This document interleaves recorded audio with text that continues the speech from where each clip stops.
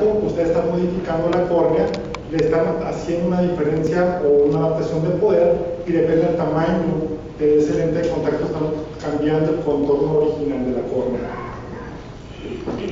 Como es un medio terapéutico visual, obviamente requiere de cuidados especiales, ya sea en el blando, en el líquido gas permeable, en los híbridos, como algunos se conocen de diferentes tipos, y ya también actualmente en los esclerales.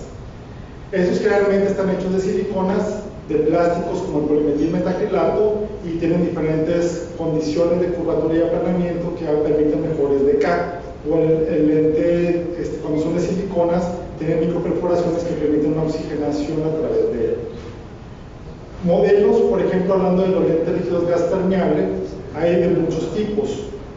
Hay esférico, está el asférico, tóricos, o multicurvos especiales, multicurvo especial para queratocono, de geometría inversa o su graduación en vez de estar hecho por la cara anterior, está hecha por la cara posterior del lente, para astigmatismos anteriores y posteriores que también se vuelven especiales, y los bitóricos, ya en otras condiciones. Como todo empieza con una historia, obviamente siempre hay alguien que hace la idealización y la observación, y en este caso le vuelve a tocar al señor Leonardo da Vinci. Él lo que ya teorizaba era que si metían la cabeza en el medio de una pecera se modificaba la visión. Así que esto se tomó en cuenta años después por diferentes científicos hasta que se empezó a hacer una mayor realidad. Ya en 1887 ya un soplador de vidrio ya hacía las lentejas o hacía cáscaras de vidrio que ya ayudaban a realizar la forma y los posibles tamaños de lo que se podía colocar en la superficie del ojo. Ya en 1888 otros investigadores decían, bueno, pues esto si se pone en el ojo ya puede convertir y modificar ciertas condiciones de enfermedad que ya se conocían en la época y pudieran ver mejor. El problema es que como eran de vidrio, pues nada más a ver quién se animaba a ponerse una lentícula de vidrio que tenía bordes cortantes y nadie se animaba, así que esas correcciones pues eran un poco imposibles para la época, pero en 1940 ya se empiezan a manejar los plásticos y con eso ya empieza ahora a hacer una adaptación de la superficie del ojo, e inclusive el holograma ya también viene a desarrollarse junto con la adaptación.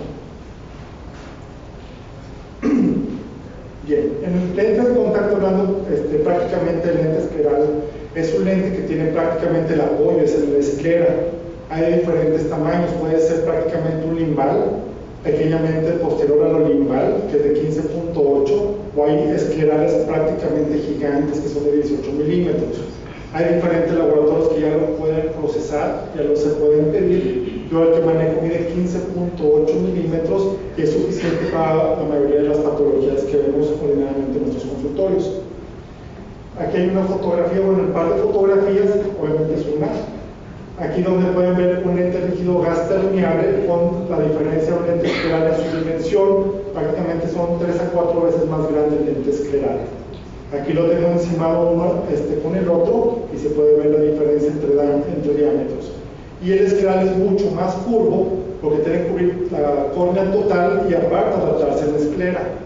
Así que lo que estamos tratando de hacer en esta fotografía es tenemos una patología, vamos a decir en este caso un queratocono, lo encharcamos de agua a este lente de contacto, le damos un poder, así que esta lentícula de agua está haciendo una segunda córnea que es para el paciente y lo que da prácticamente le da un poder y eso hace que mejore la visión en la mayoría de los casos.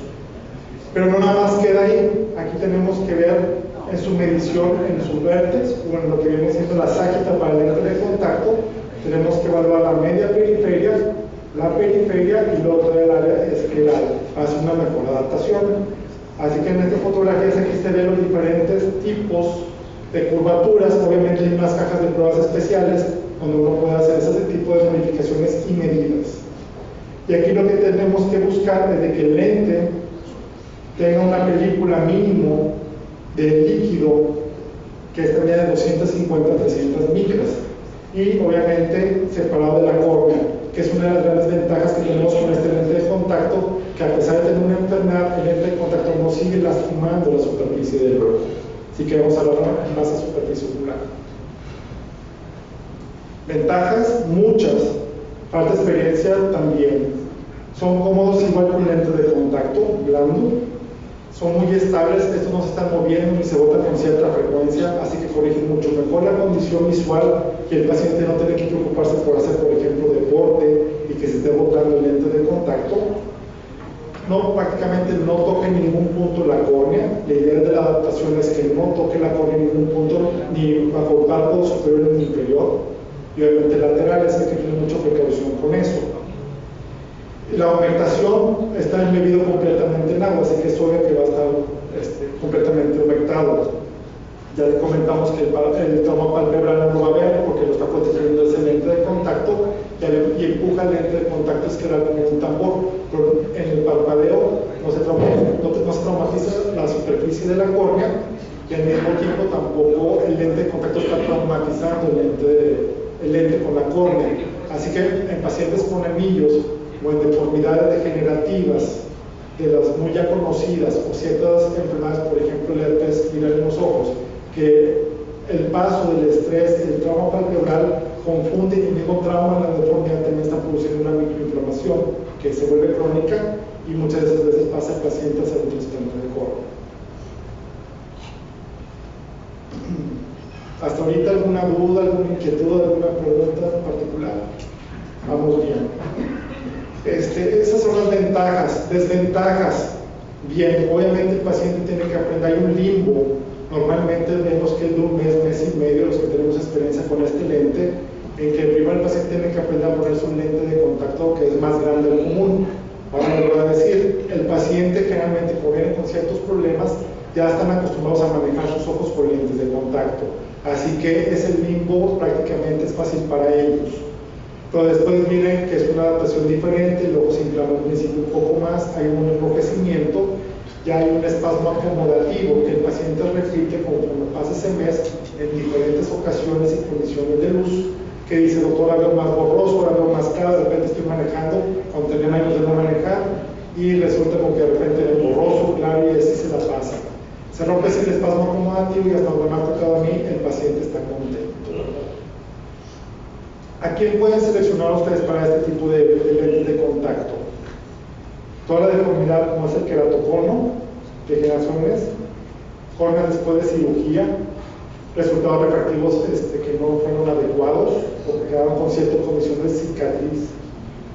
Obviamente el Steven Johnson es un buen lente que funcionaría aparte como terapéutico, visual y aparte como informador. En los pacientes de ojo seco funciona bastante bien. Por expertise, el paciente con artritis reumatoidea tiene muchos problemas en sus manos y tiene dificultad para poderse poner un lente de este tipo, pero ayudado con algún familiar lo conquista bastante mejor y obviamente se mantienen más conectados sus ojos. Evita la vascularización con lente de contacto blando que todo el mundo conoce, ya la protección corneal ya la comentamos. La mala sensación de un lente de contacto, por ejemplo, rígido gas permeable disminuye o inclusive se quita. Todos los errores refractivos en un paciente con una córnea normal se puede adaptar. En la keratitis límbica superior y defectos cicatrizales. Prácticamente cualquier patología se puede ver este tipo de lente. Y si no, al menos se puede intentar probar y ver si en ese momento tenemos o no un buen éxito.